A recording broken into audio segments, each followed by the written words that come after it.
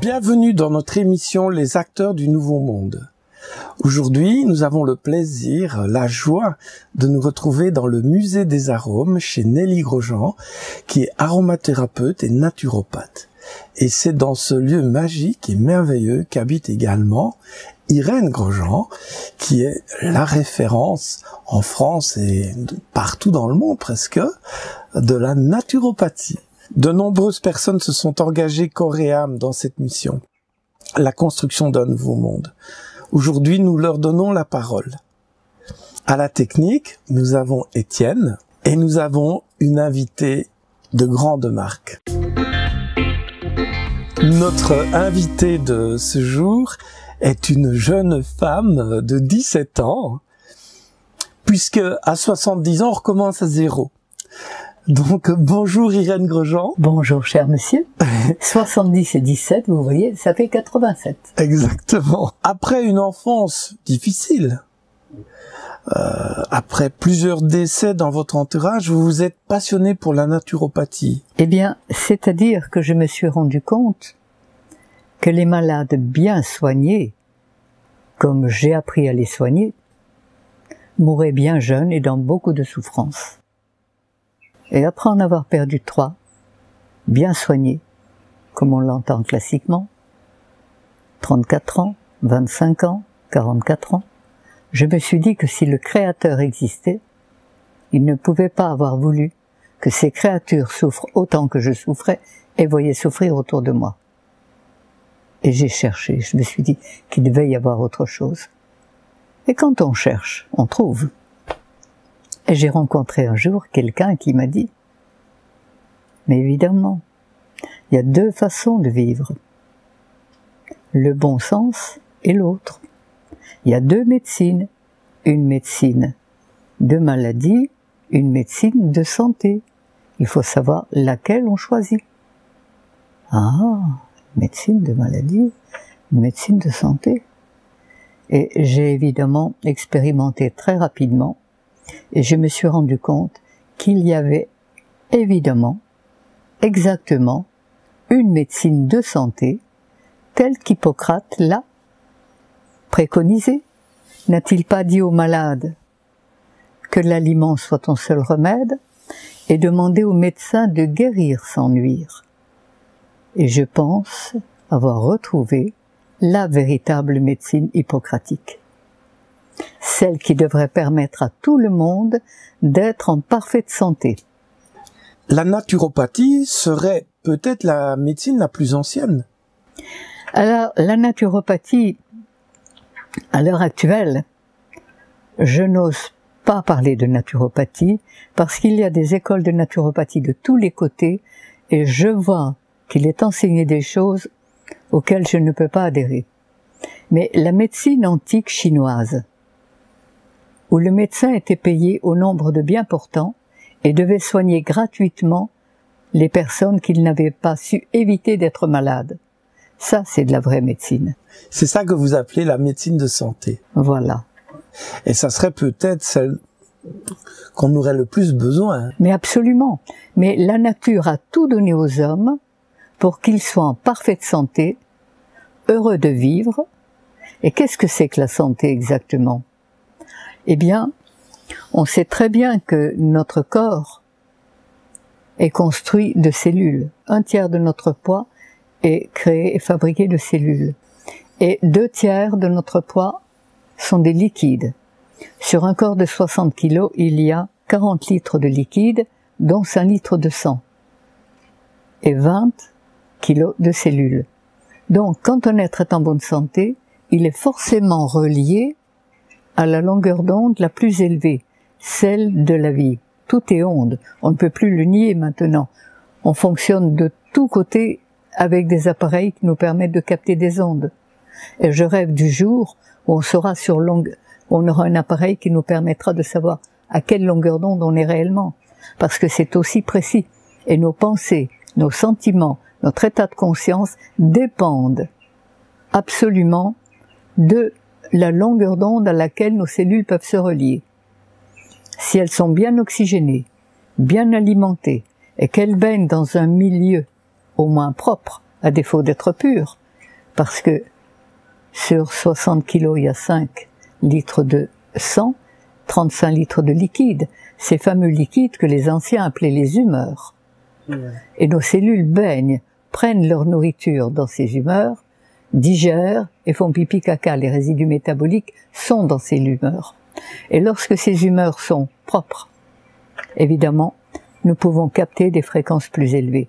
Lorsqu'elles sont saturées de résidus, eh bien, nous captons ce que nous pouvons et évidemment, nous captons toutes les émissions qui sont véhiculées sur la longueur d'onde que nous pouvons atteindre.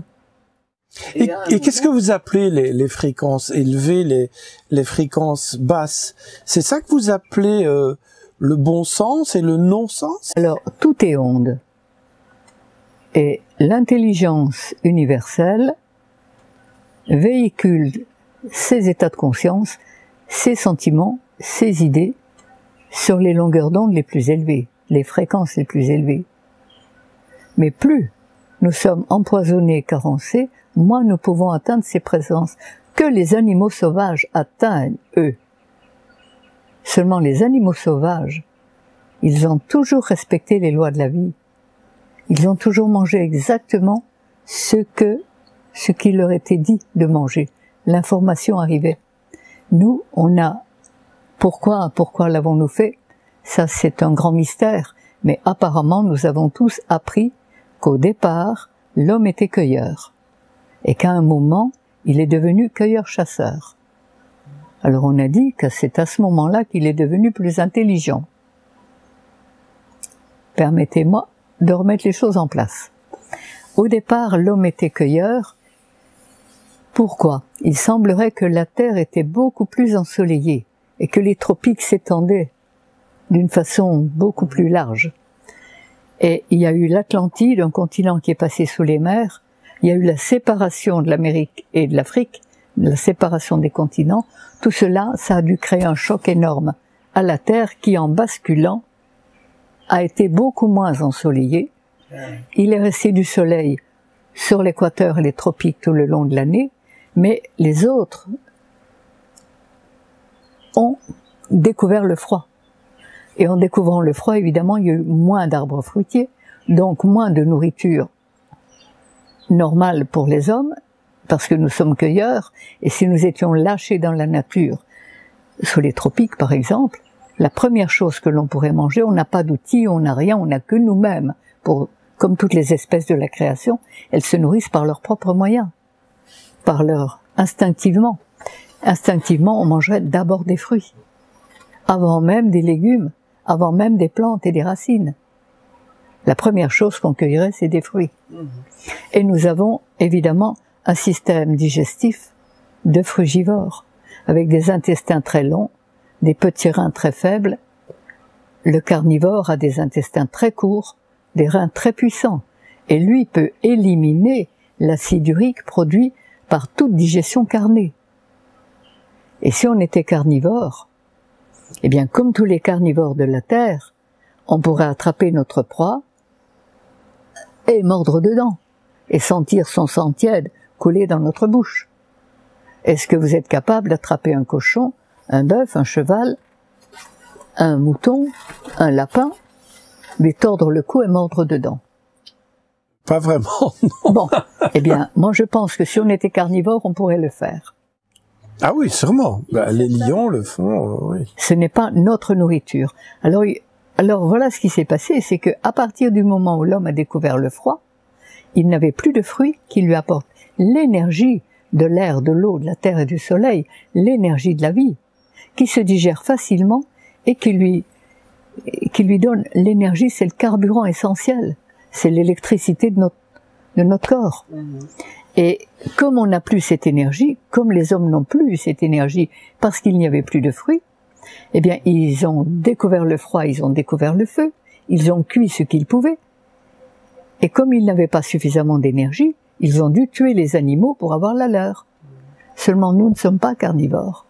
Et à partir de là, cette petite chose apparemment si habituelle et si banale, Eh bien, en mangeant du cadavre comme on l'a fait, notre corps n'a pas pu éliminer l'acide urique produit par toute digestion carnée, parce que si vous allez derrière un cirque ou une ménagerie, et que vous respirez l'odeur de l'urine des fauves, vous verrez que ça sent très fort, c'est très ammoniaqué, c'est pratiquement irrespirable, parce que les fauves éliminent à travers l'urine l'acide urique que nous ne pouvons pas éliminer et que nous gardons dans nos humeurs, sous forme de minuscules petits sels, minuscules petits sables, que le sang va déposer dans tous les ralentissements de sa circulation, dans les articulations, entre les vertèbres, dans les poches, dans les glandes. Et qu'est-ce qu'on va faire avec cet acide urique dans nos humeurs? Eh bien, on a fait toutes les colères, toutes les violences, toutes les maladies douloureuses et toutes les guerres. Pourquoi? Parce que quand notre corps veut éliminer ces petits cristaux, le corps c'est un laboratoire extraordinaire. Moi, je suis éblouie et tous les jours je suis à genoux devant cette perfection intelligente qui est la vie et qui a créé ces petites cellules pour faire toutes les espèces de la création. Donc, un corps fonctionne, il est guidé. Et là, il reçoit les informations de l'univers. Mais il reçoit les informations véhiculées sur la longueur d'onde qu'il peut atteindre. Et quand le corps, quand les humeurs sont bien empoisonnées, quand le corps est carencé, les cellules sont carencées parce qu'elles ne reçoivent pas les éléments dont elles ont besoin, comment se nourrit-on? On se nourrit de viande. Mais avec la viande, il faut quoi? Il faut l'alcool. On se nourrit de fromage. Avec le fromage, il faut du vin. Il faut des aliments morts, parce que de la viande, c'est quand même un bout de cadavre, que vous le vouliez ou non. En plus, il est cuit, la plupart du temps. Ça fait 2 fois mort. Bon, si vous voulez faire de la vie avec ça, mais on va faire de l'excitation. C'est vrai. Et l'excitation, qu'est-ce que c'est? Eh bien, j'ai une petite image. Vous avez 2 chevaux fatigués. Au premier, vous donnez de l'eau, de l'avoine, une litière. Il boit, il mange, il dort. Le lendemain, il peut repartir. Il a reconstruit son énergie. Au deuxième, tout aussi fatigué, vous ne donnez ni eau, ni avoine, ni litière, et vous voulez qu'il reparte sur le champ. Qu'est-ce que vous faites? Vous lui donnez un coup de cravache, un coup de bâton, et sous l'influence de la douleur, son système glandulaire va puiser dans ses réserves l'énergie nécessaire pour repartir. C'est ça un excitant. Il va puiser dans nos réserves l'énergie qu'il semble nous donner, que ce soit de l'alcool, que ce soit du café, que ce soit du thé, que ce soit du sucre industriel. Et avec ça, on fait quoi? Eh bien, quand on a fini, quand on a épuisé nos réserves, on déprime. C'est la dépression. Obligatoire. Et c'est pourquoi, à l'heure actuelle, nous avons tant de jeunes qui se suicident. Parce que nourris d'aliments morts comme ils le sont. Comment ça commence? Au lieu de donner le lait des mamans à leurs bébés, lorsque j'étais enfant, j'avais 12 ans, à l'école primaire, on enseignait que le biberon de lait de vache était plus hygiénique que le sein maternel, que en donnant, n'importe qui pouvait donner le biberon de lait de vache à un bébé, ça laisserait du temps libre à la maman. Et troisièmement, que les femmes qui nourriraient leur bébé au biberon de lait de vache n'auraient jamais les seins tombants et abîmés. On instruisait des enfants de 12 ans, des fillettes dont je faisais partie. Cette leçon m'est restée. C'est incroyable, ça. Et on a commencé à découvrir la souffrance, la douleur, la maladie, les colères. Et c'est ça que vous appelez la fréquence basse? Oui. Ben oui, on marche à l'envers. Et j'ai remarqué vraiment qu'on marchait à l'envers. Tout ça, c'est des informations que j'ai observées. J'ai pas appris. Personne ne m'a appris ça. Mais 60 ans de pratique, ça m'a permis de comprendre des choses. Votre vie, ça serait une forme de parcours initiatique, de découverte de la nature humaine? On l'appelle comme on veut. J'ai été toujours en recherche. Mais je crois qu'on vient au monde avec une mission, quelque part. C'est ça. Et lorsque j'avais 12 ans, normalement, je devais entrer en 6e à la rentrée suivante, parce que je voulais être médecin. Et là, il y avait un examen pour entrer en 6e, et cet examen, la maîtresse m'avait dit que je devais être la première. C'était le début de la fête des mères. J'avais pas un sou pour faire un cadeau à maman. Et comme la maîtresse m'avait dit que je devais être la première du canton, j'avais dit à maman, je serai la première, ça sera le cadeau que je te fais. Maman était déjà malade, elle fait les 3 kilomètres pour descendre au mois de juillet. Elle se fatigue. Et j'étais pas la première, j'étais pas reçue à cet examen. Ah ouais. C'était la première fois qu'une pareille chose m'arrivait. J'étais honteuse, mortifiée, je pleurais. Et la maîtresse dit, mais c'est pas possible. Étourdie comme elle est, qu'est-ce qu'elle a encore pu faire? Elle va voir les examinatrices, elle revient avec ma rédaction. Et ma rédaction avec un gros 0. À l'époque, on ne disait pas des devoirs de français, on disait rédaction. Ouais. Et la rédaction, c'était, vous allez entrer dans la vie adulte, vous allez choisir un métier, lequel, pourquoi? Et j'avais écrit, je m'en souviens, c'était sorti tout seul, je ne veux pas de métier, je veux être femme, je veux aimer, je veux soigner, je veux guérir. Et j'avais développé. Et l'examinatrice avait dit non, c'est pas un enfant de 12 ans qui a pu écrire ça, elle a mis un 0. Mais intuitivement, ouais. J'étais tout enfant, je mettais des pesses, je ne pouvais pas encore dire pièces, je faisais des pansements aux chiens, aux chats, à mon grand-père, à tout le monde. On a tous quelque chose de particulier à faire sur cette terre. Et moi, ça devait être mon lot. Ah, il était là dès votre naissance. Oh, quoi. Je crois que oui. Ouais, c'est ça. Et ça, c'est votre mission de vie, soigner, guérir. Sans doute, et c'est ce que je voulais être. Hein. Ouais. Et évidemment, j'ai pas pu être médecin classique, puisque le dernier jour de l'année scolaire, maman est allée voir le médecin du village, qui lui a dit repos absolu et suralimentation. On était en 1942, c'était la guerre. Mais on avait tout, jardin, champ, verger, un cochon, une chèvre, des poules, des lapins. Oui, c'est ça. Maman n'était pas sous-alimentée, elle était plutôt suralimentée. Et comme elle n'éliminait rien parce qu'elle était constipée, mais ça on n'en parle jamais, alors il est certain, quand vous avalez et que vous n'éliminez pas les résidus de ce que vous avez mangé, qu'est-ce que font ces résidus? Mais ils entrent en état de décomposition, de putréfaction, et ils vous empoisonnent. Et quand les humeurs sont chargées de ces putréfactions, ben vous êtes en fréquence plutôt basse. Et c'est tout un ensemble de choses. Alors on a bien soigné maman. Le médecin passait tous les 2 jours. Et chaque fois qu'il quittait, il venait à la cuisine goûter ce que j'avais préparé. J'avais le livre de cuisine sur la table en permanence pour inventer tout ce que je pouvais. Des gâteaux américains, des cigarettes russes, des crèmes anglaises. C'était la guerre. Et automatiquement, maman ne voulait pas manger. Si j'avais pu lui mettre un entonnoir dans la bouche pour la faire manger, je l'aurais fait. Et de temps en temps, elle en avait marre de mes insistances, elle prenait ce qu'il y avait, elle me barbouillait la figure. Alors, je repartais à la cuisine en pleurant. Ah oui. Qu'est-ce que je vais faire pour la faire manger? Parce qu'elle ne voulait pas manger. Mais non. Et quand elle avait mangé, quand j'avais réussi à la faire manger un peu, elle hurlait de douleur. Parce que quand vous n'êtes pas allé aux toilettes pendant 15 jours, comment voulez-vous être bien? Ah oui, ne pas aller aux toilettes et devoir manger, c'est... C'est l'horreur. Ouais. Mais ça, alors que généralement, médicalement, on n'en parle pas. Hein? Et là, donc, elle a été bien alimentée pendant 3 ans et demi.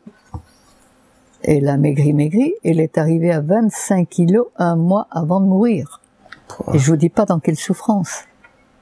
Voilà, c'était ma première expérience. Et à 15 ans et demi, je devenais maman de mes 4 petits frères et sœurs. Ce qui fait que vous n'avez pas fait les études de médecine que vous vouliez faire. Exactement. D'accord.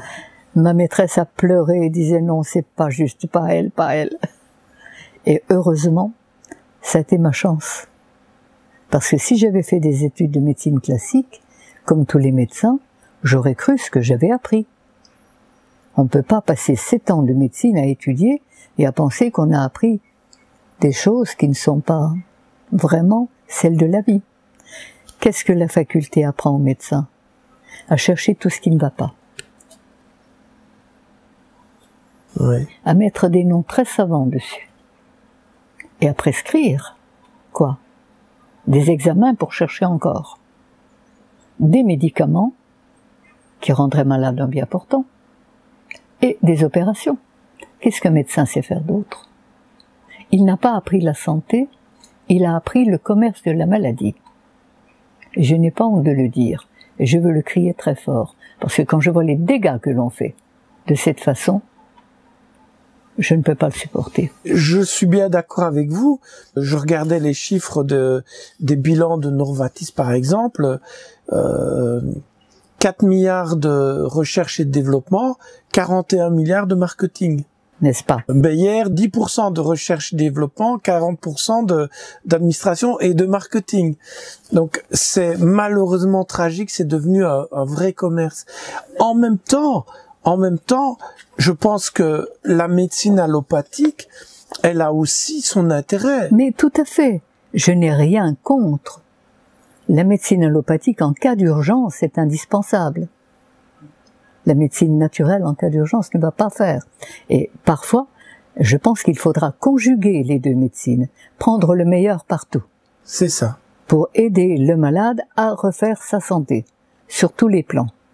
Parce que la vraie santé, c'est d'avoir le cœur heureux, la joie de vivre, des idées claires et créatives, l'énergie pour les réaliser et un corps solide et harmonieux. Et quand on a ça, on a tout. Quel beau programme. Et la maladie, puisqu'on parle de santé, c'est quoi?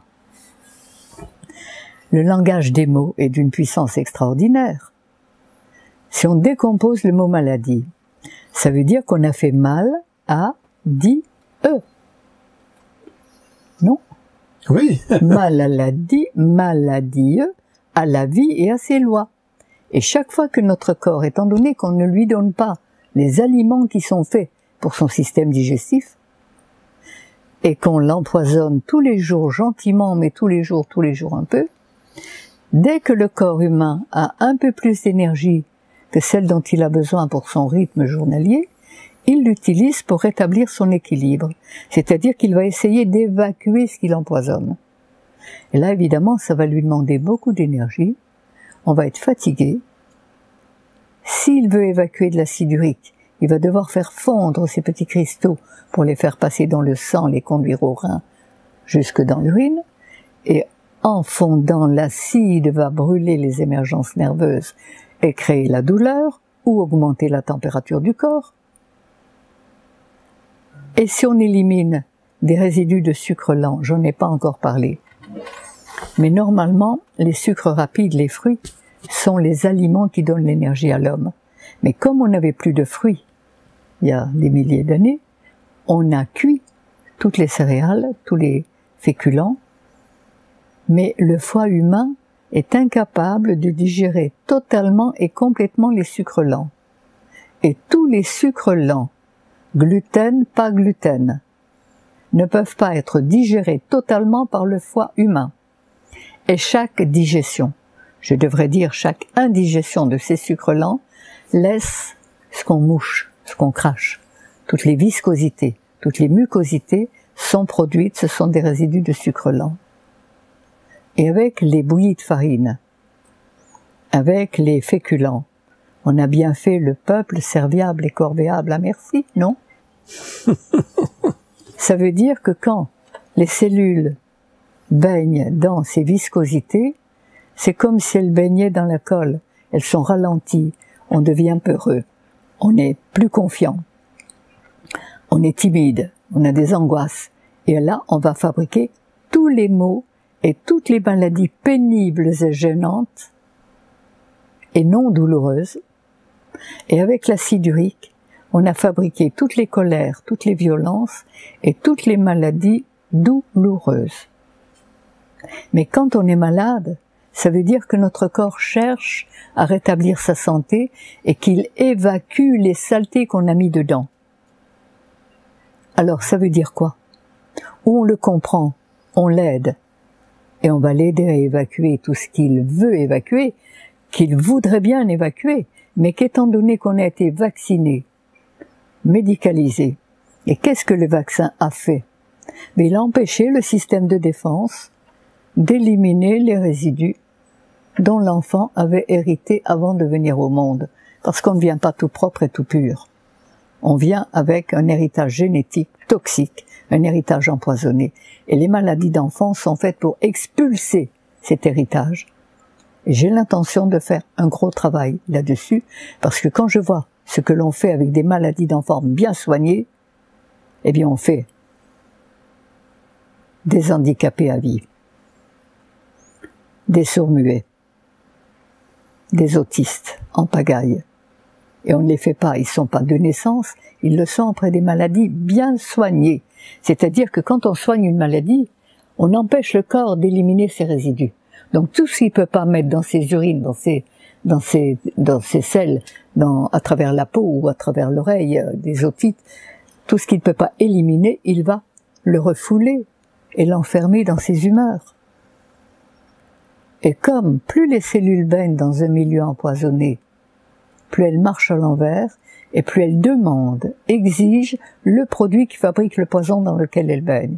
Donc on va se mettre à aimer exactement ce avec quoi on est empoisonné, on va en manger, et on va s'empoisonner de plus en plus. Mais comme on a trouvé des médicaments pour arrêter de souffrir momentanément, comme si on coupait le fil du téléphone des pompiers quand la maison brûle. Ok, les pompiers sont bien tranquilles. Le système cérébral, nerveux, ne sent pas la douleur. Mais ça n'empêche pas la maison de brûler, et ça n'empêche pas les dégâts de continuer à se faire. Oui, c'est une vraie révolution, en fait, ce dont vous parlez. C'est une remise en cause pratiquement totale du système médical et pharmaceutique. C'est une reformation. Une reformation. Il faut reformer, parce qu'on a tout ce qu'il faut pour vivre en parfaite santé. Et depuis 60 ans, j'y travaille. Et quand je vois à l'heure actuelle, j'ai pas eu les résultats que j'ai.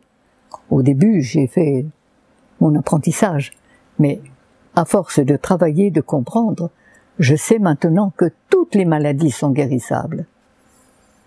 J'ai travaillé, le professeur Joyeux m'a demandé de lui envoyer tous les cancéreux qui venaient me voir pendant 26 ans. Et il m'a dit être à 100% d'accord avec mes méthodes.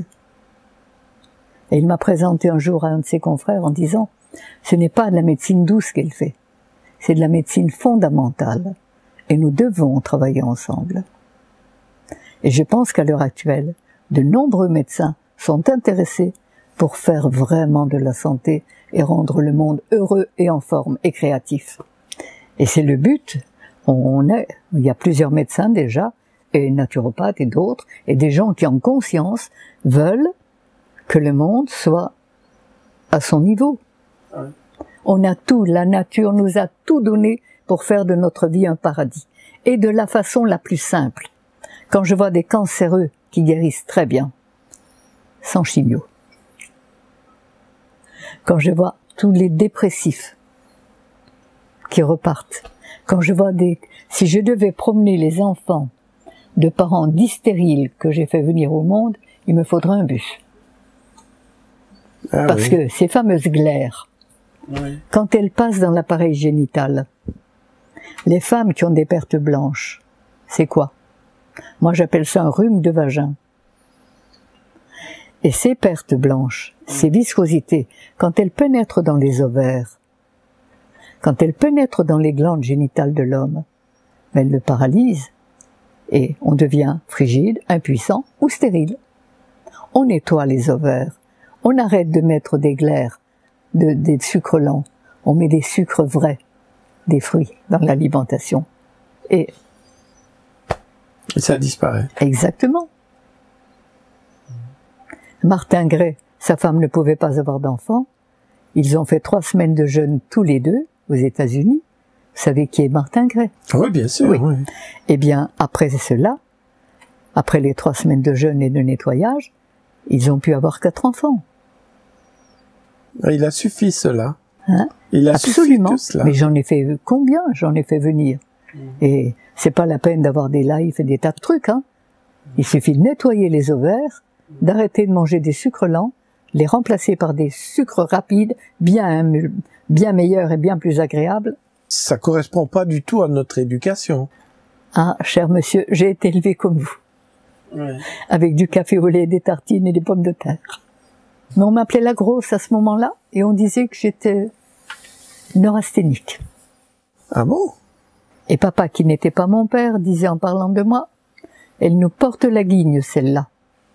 Et il avait raison, parce que j'étais tellement mal, j'avais peur de tout, et comme la pensée crée, j'ai beaucoup admiré ce monsieur, qui n'était pas mon père, qui était papa, qui m'a donné son nom, mais il voyait clair. Et regardez tous les gens qui sont tristes, qui sont pas bien, ou qui sont colériques. Avec la colère et avec la timidité, on fait quoi? Tous les divorces, toutes les séparations. Parce que pour pouvoir se parler, pour pouvoir s'expliquer, il faut pouvoir se parler. Mais qu'un bon colloïdal, un bon mangeur de sucre lent, ben il est timide, il n'ose pas, il voudrait bien dire, mais il ne peut pas. Un colérique, mais il va dire n'importe quoi, n'importe quelle vacherie, 5 minutes après, il aura oublié. Mais le colloïdal, il aura bien encaissé. Puis comme lui, il va ruminer. Et ça y est, la rancune faisant, ça va être la guerre. Et d'élément en élément, on va créer des ruptures, des conflits et des guerres. Et c'est pourquoi je dis que le point de départ, le fameux péché originel, à l'origine de toutes les misères de la terre, c'est la cuisson des aliments avec le feu de l'enfer. Carrément. Mais évidemment, évidemment, puisqu'en cuisant nos aliments, on détruit toute leur énergie. Faites cuire des graines, mettez-les dans la terre. Et si elles poussent, je viendrai en courant. Faites cuire des œufs durs, faites-les couver. Et on mange des aliments cuits et morts en permanence, sans énergie. Et ça, c'est le gros problème. Et comme la plupart des êtres humains sont nourris de cette façon, leurs petites cellules ne peuvent pas être reliées aux fréquences de la vie. C'est impossible. Et comme ils ne savent plus ce qu'ils ont à faire, comme ils n'ont plus accès aux véritables richesses, aux véritables valeurs de la vie, eh bien, ils vivent en basse fréquence, dans l'illusion la plus grande, et ils croient qu'avec l'argent, ils auront tout. Et ils font des affaires. Mais quand on fait des affaires, on ne fait pas ce qu'on a à faire. Et on marche à l'envers. Et le nombre de gens qui font des affaires et qui sont bien malheureux et bien malades, ma foi. Mais il faut savoir, mais ils ne sont pas non plus responsables. C'est tout un état. Il n'y a aucune critique. Chacun fait ce qu'il peut avec ce qu'il a, avec ce qu'il sait. Je pense que notre rôle, c'est d'informer et d'amener le maximum de personnes à cette conscience-là, à retrouver la conscience, à avoir accès à la conscience universelle, comme les animaux sauvages. Eux, quand il y a un tsunami ou un danger, qu'est-ce qu'ils font? Ils sont prévenus, ils sont informés, et ils se sauvent avant. Nous, les hommes les plus intelligents, on reste dedans, parce qu'on est en fréquence basse. Et l'histoire des ondes, les ondes, le monde, des monts à l'envers. Monde de monts. C'est l'intelligence à l'envers. Et avec l'intelligence à l'envers, on a fait toutes les souffrances, toutes les misères, ce que les religions ont appelé l'enfer. Ce qu'on a appelé le diable, c'est l'intelligence inversée. Mais il faut retrouver le bon sens et marcher à l'endroit.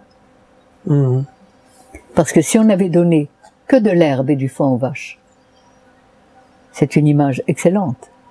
Ces pauvres bêtes n'auraient été ni malades et encore moins folles. Parce que l'acide urique produit par la digestion des farines carnées qu'on leur a mis, parce que si on leur avait donné à manger des poulets, des moutons, ben, elles voulaient bien les regarder, elles n'étaient pas prêtes de les manger. Hein. Ah, ça c'est sûr. Mais comme on est très intelligent, on les a réduits en farine pour leur faire avaler, sans tenir compte de leur système digestif, qui est un système d'herbivores et qui ne pouvait pas digérer l'acide urique. Et ça, cet acide urique dans leur cerveau, ça fait exactement comme quand il y a trop d'électricité dans l'air. C'est la folie. Elles sont devenues folles. Ben oui. Ouais. à cause de la folie des hommes. Ben oui, mais c'est là où on est. On est dans ce non-sens. Et c'est de cela dont il faut sortir. Tout à fait, oui. Il faut sortir de cet enfer de souffrance, de privation, de frustration. Alors qu'on a tout, mais simplement. C'est pour ça qu'on parle de démocratie éthique. Parce qu'en fait, lorsqu'on baigne dans un système du monde des affaires, comme vous dites, on est en fréquence basse et on ne profite pas de la santé, de la joie de vivre, du bonheur, de l'épanouissement, de l'accomplissement de soi. Mais il est certain qu'à l'heure actuelle, bien soignés comme nous sommes, nous avons un cancer pour 3 personnes. 400 personnes par jour en France qui meurent de maladies cardiovasculaires, bien soignées. Des diabètes en pagaille, des obèses, des maladies de Lyme. Enfin, regardez, qui c'est qui n'est pas sous médicaments? Mais si on va contre les lois de la vie, forcément on va souffrir. La souffrance n'est là que pour nous ramener à l'ordre. Elle est là uniquement pour nous dire stop. C'est un voyant rouge qui s'allume pour dire stop, il y a quelque chose à modifier dans ta vie, dans ton comportement. Et ça commence, évidemment, par la pensée. C'est la pensée qui crée tout. Mais pour penser, il faut des cellules. Et quand les cellules sont bien oxygénées, bien nourries, elles pensent correctement. Alors il faut aller un peu au point de départ et remettre dans le corps, dans ce véhicule corps qu'on a pris à notre naissance pour faire le voyage de la vie, il faut le mettre le carburant que son constructeur a prévu pour lui. Puis faire les vidanges et l'entretien qui s'imposent.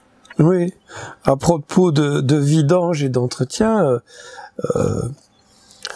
en tant que militante du vivant, vous ne manquez pas d'humour, hein, parce que je vous ai entendu donner une définition du chef qui est vraiment très intéressante. Alors, qu'est-ce que c'est qu'un chef pour vous? Bon, lorsque le corps a été créé, tous les systèmes voulaient être le chef. Le cerveau dit, c'est moi qui organise, c'est moi qui fais tout, c'est moi le chef. Le cœur dit, c'est moi qui sens, c'est moi qui guide, c'est moi qui sais où il faut aller, c'est moi le chef. Les mains disent, c'est nous qui travaillons pour pouvoir alimenter le personnage. Donc c'est nous les chefs, parce que si on ne travaille plus. Et les gens disent, c'est nous qui marchons, qui nous déplaçons, c'est nous les chefs. Tout le monde veut être le chef.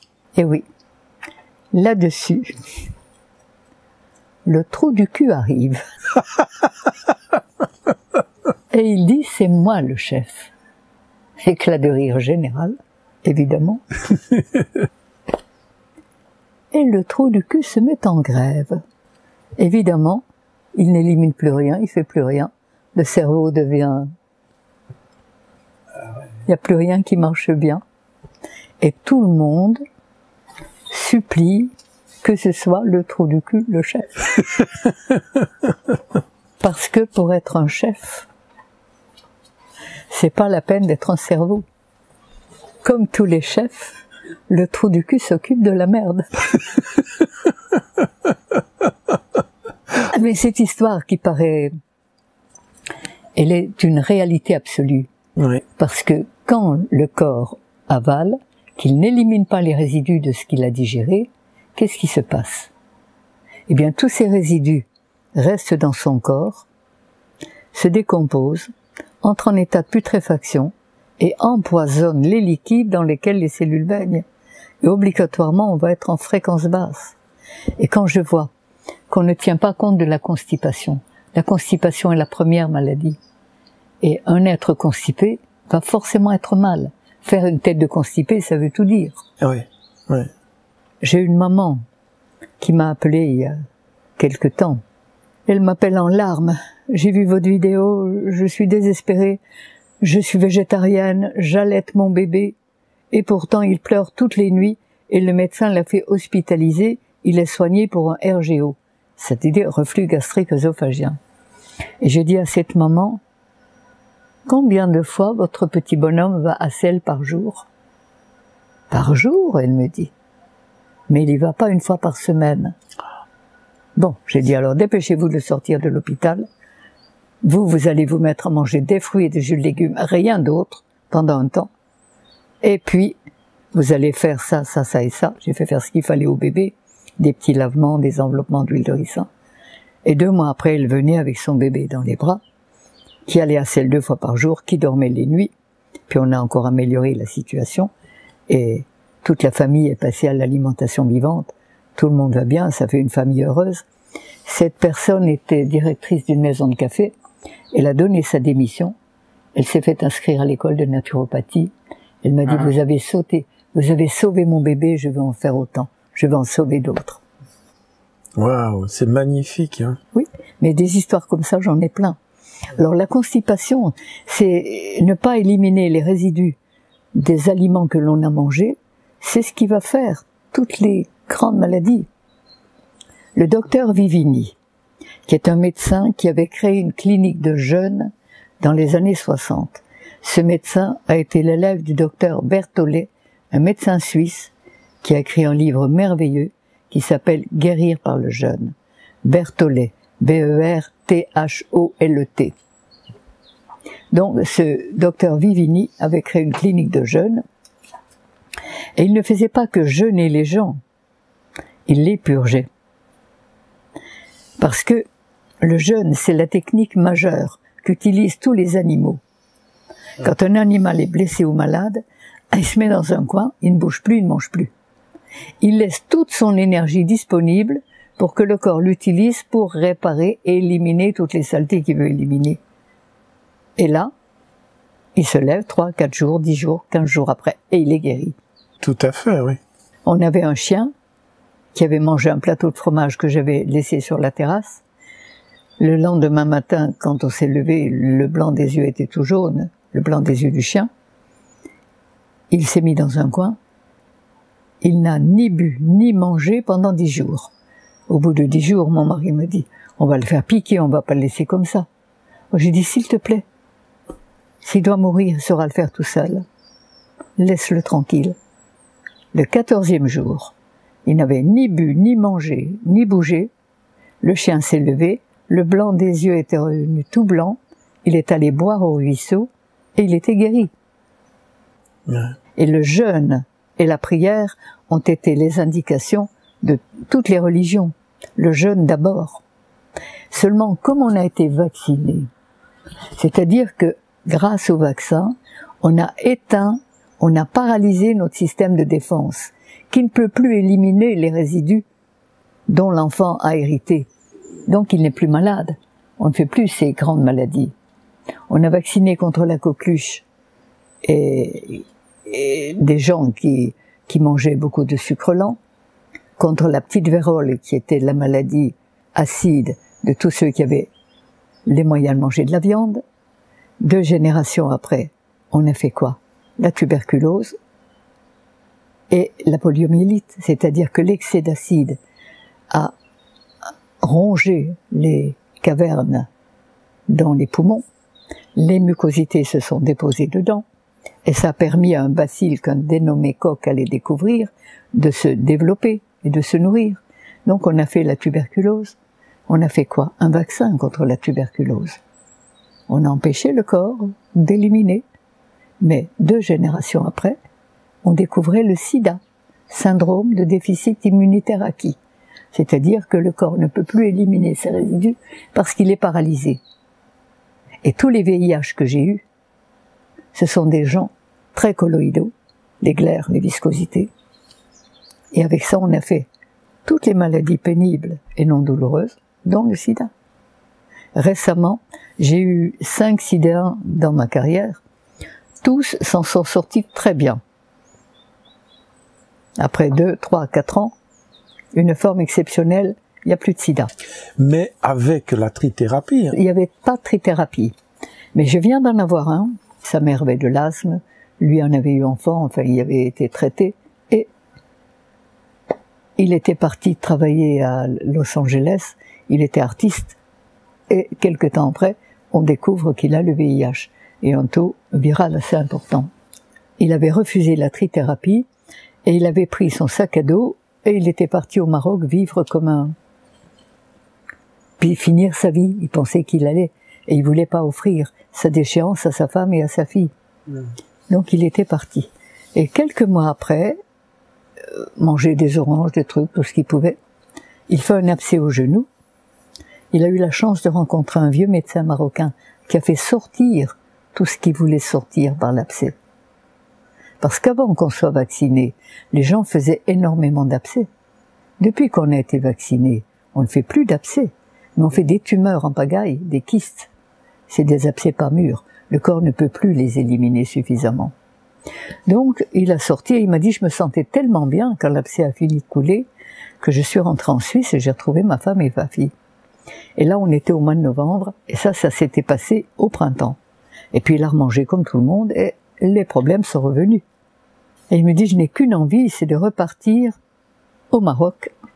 Ben, je dis, dépêchez-vous, prenez votre sac, et puis vous allez prendre, et je lui dis, quoi prendre en cas que chaque fois qu'il ne serait pas bien, c'est que son corps, que ce soit psychologiquement, physiquement ou émotionnellement, c'est que son corps cherchait à éliminer les résidus qui l'empoisonnaient.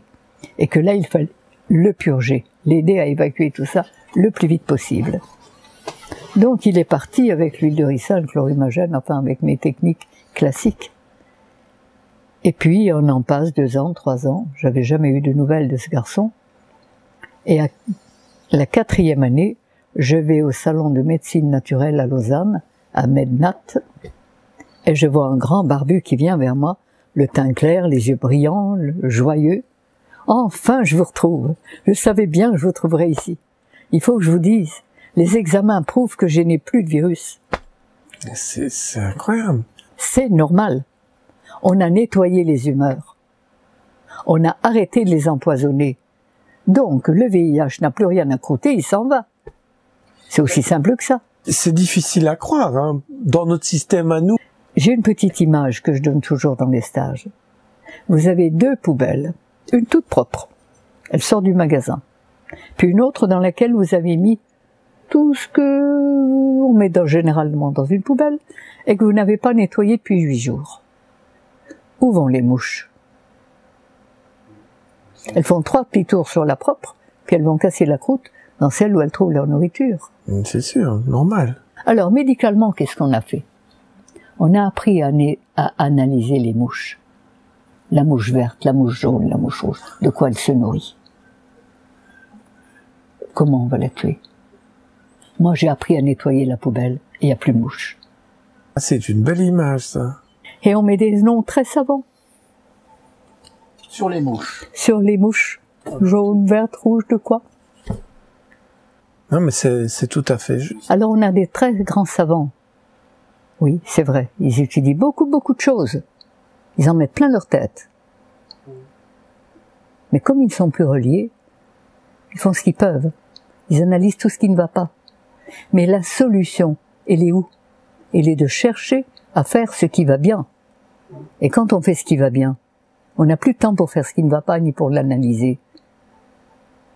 Un jour, c'est une petite histoire, un professeur voulait faire comprendre à ses élèves que Dieu était mauvais. Il dit, Dieu a créé le bien, donc Dieu est bon. Mais comme Dieu a créé le mal, Dieu est mauvais. Un élève demande la parole et dit, non, monsieur, non, professeur, Dieu n'a pas créé le mal est l'absence du bien. Comme le froid est l'absence de chaleur, comme l'obscurité est l'absence de lumière. Et cet élève, c'était Albert Einstein. Ah bon? Et comme la maladie est l'absence de santé. Parce que quand un corps veut se nettoyer pour rétablir son équilibre, il doit évacuer toutes les saletés qu'on a mis dedans en faisant mal à Dieu, en ne mangeant pas ce qui est fait pour notre corps. Donc quand il veut éliminer tout cela, ça lui demande énormément d'énergie, on est fatigué, c'est pénible si c'est des viscosités, c'est douloureux si c'est de l'acide urique, et on a mis des noms très savants de maladies sur tout ça. Et quand un malade sort d'un cabinet médical avec une maladie, il est malade. Et on lui a donné quoi à ce malade? Des prescriptions, des médicaments, une opération, mais on lui a pas dit pourquoi il était malade. Je veux dire que la faculté a appris aux médecins à éteindre les voyants rouges, sans jamais se demander pourquoi ils se sont allumés et comment modifier la raison pour laquelle ils sont allumés. Et c'est là où, à l'heure actuelle, il faut refaire une médecine de santé. Parce que quand je vois les dégâts que l'on fait en soignant les bébés de leur maladie d'enfant, qui veulent expulser tout l'héritage empoisonné avec lequel ils sont venus au monde, on les vaccine pour qu'ils ne le fassent pas. Et on les médicalise, on les antibiotique dès qu'ils sont malades. Et pourquoi faire? Et le vaccin, c'est une horreur. C'est vraiment diabolique. Le corps doit pouvoir éliminer tout seul ce qui l'empoisonne et qui le gêne. Et il faut l'aider. Et la véritable médecine, c'est d'aider le corps à évacuer tous ces résidus par les moyens les plus naturels. Mais il faut l'aider, parce que ça lui demande énormément d'énergie. Et c'est là où il y a des techniques qui peuvent aider. L'acupuncture, le magnétisme, de la musique douce, des lavements, il y a des tas de choses à faire pour ça.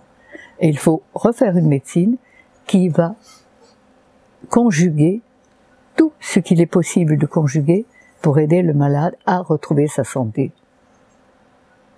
Parce que pas plus qu'on ne combat l'obscurité ou le froid, mais qu'on met de la lumière ou de la chaleur, je ne combats pas la maladie, je refais la santé.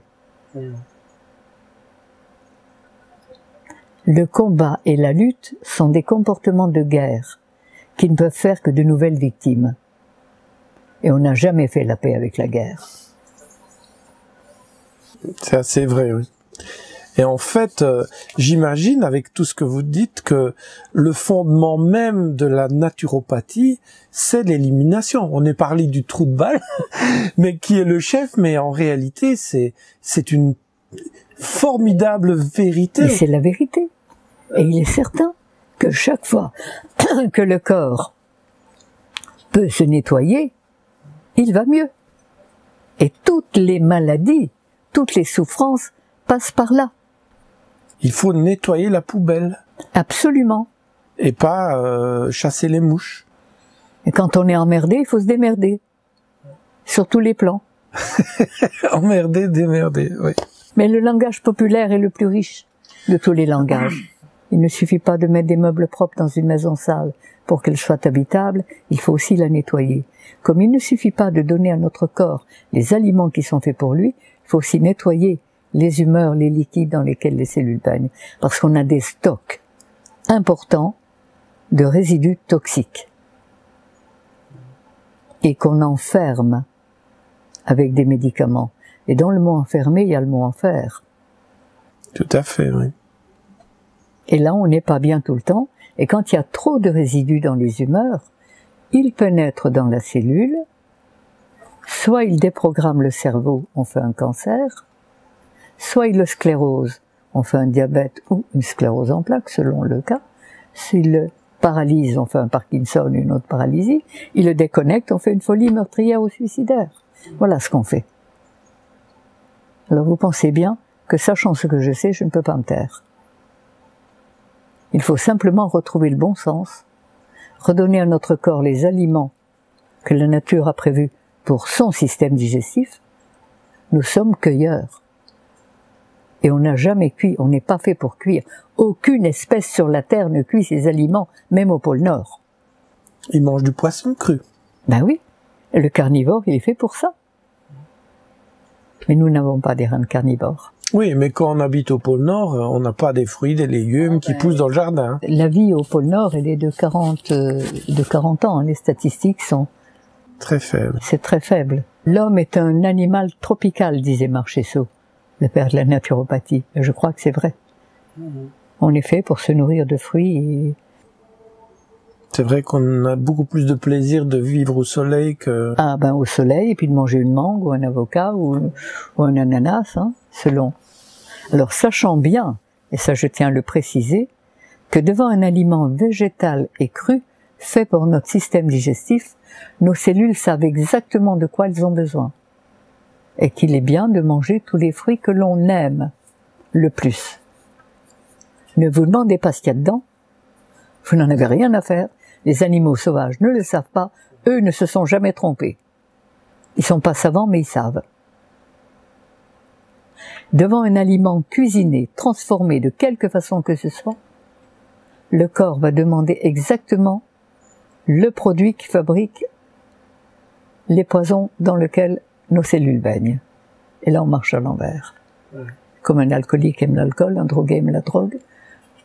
Certains aiment le pain, d'autres le fromage, d'autres la viande. Chacun aime, est attiré par un truc dont il n'a pas envie de se passer. Et c'est son plus grand poison. Alors, il est bien certain que si vous étiez carnivore, ben vous pourriez aller tuer le bœuf, vous pourriez aller mordre dedans et manger votre entrecôte à même la chair du bœuf. Et avec les produits laitiers et les fromages, on a fait toutes les maladies douloureuses, toutes les arthrites, toutes les polyarthrites, toutes les coxarthroses, toutes les douleurs. Et le lait de vache que la nature a fait pour les veaux, tant qu'ils n'ont pas de dents, pour manger leur nourriture d'adultes. Quand ils ont des dents pour manger de l'herbe et du foin, leur sécrétion digestive s'adapte à cette nouvelle nourriture, ils ne peuvent plus digérer le lait de leur mère, qui d'ailleurs n'en a plus. Vrai ou faux? Ah oui, tout à fait vrai. Alors ce lait de vache, c'est riche en calcium, puisqu'il doit faire tripler le poids du veau en 3 mois. Est-ce que les besoins psychologiques, émotionnels, spirituels, intellectuels du veau sont les mêmes que celui du petit homme? Pas vraiment, non. Alors ce fameux lait de vache, dans le système digestif humain, se transforme en une solution acide qui détruit notre calcium et nos minéraux. Et le plus grand des calcifiants, le plus grand fabricant de douleurs, c'est le lait de vache et les fromages et les yaourts. Ah bon? J'ai eu la connaissance d'un garçon dont le père était ingénieur chez Nestlé. Il avait les mains triplées de volume, sclérodermie, on devait lui couper les mains.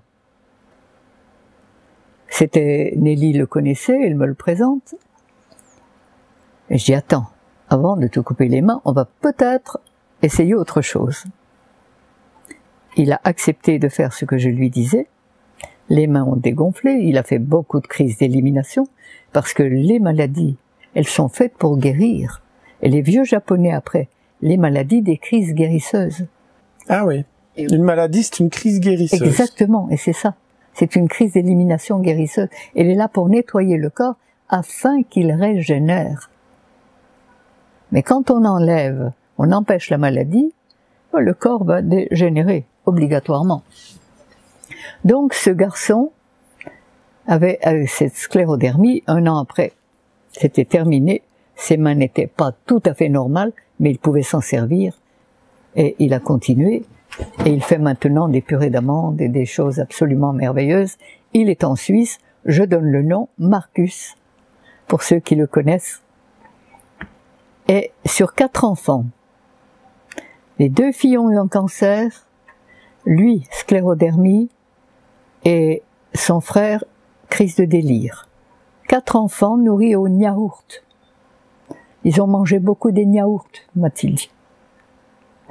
Son père travaillait chez Nestlé, il les avait pour rien. Voilà, 4 enfants, 2 cancers, une sclérodermie, un délire. Mais regardez, tous les gens qui consomment beaucoup de fromage et de lait. J'ai vu 5 aveugles le devenir avant 50 ans. C'était de gros consommateurs de fromage, matin, midi et soir. Tous les acides gras que le corps ne pouvait pas éliminer et qui essayaient de trouver une voie d'évacuation par l'œil. Comme il calaminait la fine vascularisation de l'œil, c'était la cécité. Est-ce qu'il y a des médecins qui peuvent entendre votre discours? Oui, heureusement. J'ai le docteur Gacon, que j'ai rencontré il y a 25 ans, et qui après 2 mois de transformation m'a dit « mais c'est vous qui avez raison, je veux travailler avec vous ». Et qui a créé, qui est en train de créer, une oasis de santé au Maroc.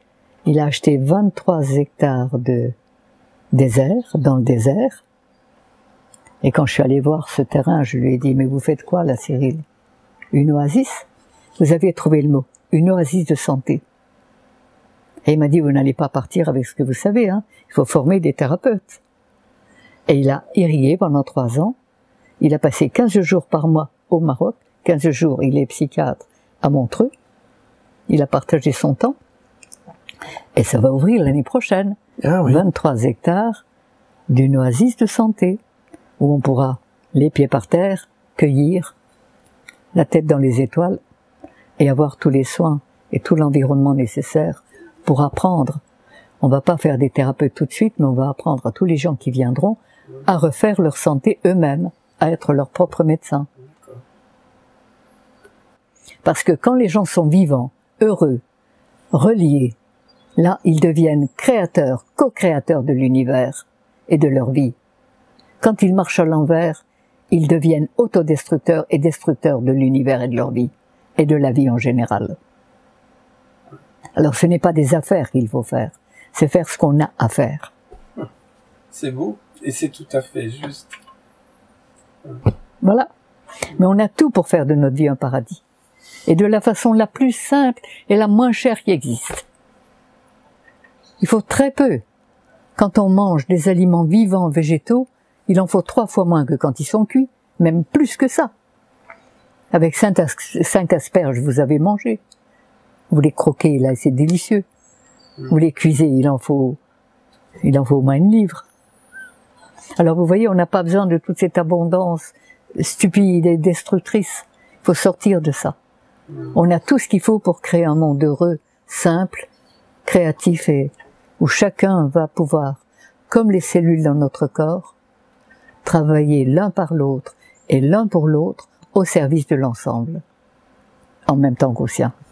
Ça fait 60 ans que j'ai pas utilisé ma carte de sécurité, hein. 65. J'avais besoin de me reposer au printemps. J'ai fait une chute et je me suis cassé l'os du fémur. J'avais un plateau avec des desserts. Je me suis pris les pieds. J'ai une bosse par là, une par là. J'étais cassé de partout. Eh bien, il a fallu qu'on refasse. Je n'existais plus. Et on m'a dit, mais j'ai dit, j'ai payé toute ma vie la cotisation. Mais comment vous n'existiez plus? On m'a dit que quand une personne n'utilise pas sa carte pendant 20 ans, c'est qu'elle est morte. Désolée, je suis vivante. Hein. On m'a refait ma carte. Spontanément, et j'ai été émerveillée de ça, et je l'ai pas voulu. Je me suis mise à jeûner toute seule. Je n'ai plus envie de manger. Comme un animal. Exactement. Et j'ai été à la clinique, et le chirurgien, comme je voulais pas manger, le chirurgien est venu me voir en me disant, si vous ne mangez pas, Madame Grosjean, je ne peux pas vous opérer. Moi, je dis, écoutez, j'irai ailleurs, hein. Et puis, je dis, moi, mes maîtres, ce sont les animaux. Quand ils sont blessés ou malades, qu'est-ce qu'ils font? Ils se mettent à la diète, ils ne bougent plus, ils ne mangent plus. Et moi, ça s'est fait tout seul. Pendant 15 jours, je n'ai rien mangé. J'ai demandé un jour des fruits à la clinique. Il y avait un repas de fruits possible. Alors je me suis dit, comme j'ai de la visite toute la journée, je pourrais leur offrir des fruits. Alors quand j'ai vu le plateau de fruits arriver, ben, il y avait des petits pots, des paquets, mais il n'y avait pas de fruits. Tout était préparé. Ah oui. Non, mais on va mal, hein. Ah oui, ça, le système, il est complètement à l'envers. Ah ben, il est complètement à l'envers, hein. Alors ce monde à l'envers, il faut en sortir. Je pense qu'il y a beaucoup de gens qui souhaitent en sortir. Ah oui, oui. Mais je pense que la masse critique est là. Et ça commence par le début. Le point de départ, c'est redonner à notre corps les aliments que la nature a prévus pour lui et tels qu'elle l'a prévu, c'est-à-dire végétaux et crus, et nettoyer notre corps chaque fois qu'il crie au secours. Et toutes les maladies du monde, ce n'est pas les microbes et les virus qui nous les ont donnés. Les microbes et les virus arrivent pour se régaler de toutes ces putréfactions que le corps veut éliminer, comme un animal en décomposition est bouffé par les asticots. S'il n'y a pas de décomposition, il n'y a pas d'asticots. Oui, tout à fait, oui. Alors, il faut retrouver le bon sens, parler un langage clair et correct, et ma foi, laisser les affairistes faire ce qu'ils ont à faire, c'est leur problème. Mais s'ils ont des clients comme moi, ils veulent pas faire des affaires longtemps. Merci beaucoup Irène pour cet aperçu de votre mission de vie et de la découverte de quelqu'un qui fait réellement ce qu'il a à faire. Nous allons maintenant passer au questionnaire des 4 points de vue.